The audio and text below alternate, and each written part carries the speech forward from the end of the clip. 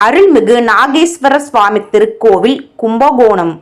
நாகேஸ்வரர் லிங்க வடிவில் உயரமான ஆவுடையாருடன் காட்சி தருகிறார். ஆனால் பானம் சிறியதாக இருக்கிறது. சிவனின் தேவாரப் பாடல் பெற்ற 274 சிவாலயங்களில் இது 90வது தேவாரத் தலமாகும்.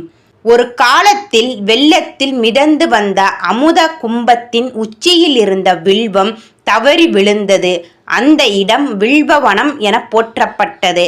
அவ்விடத்தில் இக்கோயில் அமைந்ததால் சுவாமிக்கு வில்வனேஸ்வர், பாதாள பிஜநாதர் ஆகிய பெயர்களும் வழங்கப்படுகின்றன.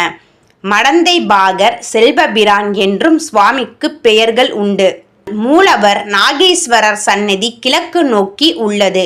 உயரமான ஆவுடையார் மீது மிகவும் குட்டையான பானத்துடன் காட்சி தருகிறார். இத்தலம் ஒரு ராகு தோஷ நிவர்த்தி தலமாகும். திங்கட்கிழமை மற்றும் வியாழக்கிழமைகளில் நாகேஸ்வரரை வழிபட்டால் ராகு தோஷம் நீக்கப்பெற்று திருமணம் மற்றும் மகப்பேறு சித்திக்கும்.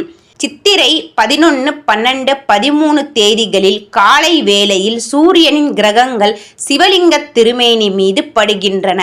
இந்த நாட்களில் சூரிய பூஜையை காண பக்தர்கள் பெருமளவில் ஆலயத்தில் கூடுகிறார்கள்.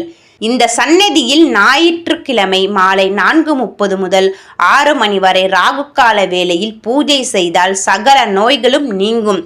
இறுதி காலத்தில் உண்டாகும் மரண துன்பம் அறவே இல்லாமல் போகும்.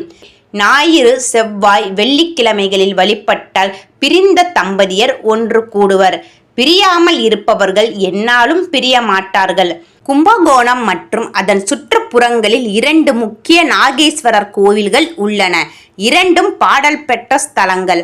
ஒன்று திருநாகேஸ்வரத்தில் உள்ள நாகேஸ்வரர் கோவில், நவகிரக கோவில்களில் ஒன்று.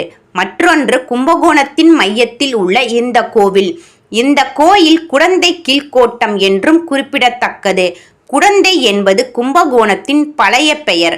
கோட்டம் என்பது கோட்டை போன்ற உயரமான சுவர்களை கொண்ட அமைப்பை குறிக்கிறது. எனவே இது குடந்தை கும்பகோணத்தின் கீழ்கோட்டை. கும்பகோணத்தின் தோற்றம் மற்றும் மகாமகம் திருவிழாவுடன் நேரடியாக தொடர்புடைய 12 கோவில்களில் இதுவும் ஒன்று.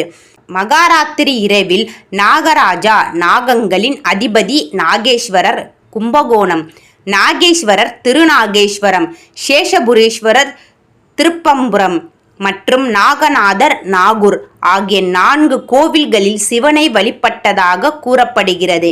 எனவே இது ராகு தோஷம் நிவர்த்தி ஸ்தலம் ஆகும். முழு வீடியோவை பார்க்க யூடியூபில் அனைத்தும் இறைவன் சேனலை பார்க்கவும்.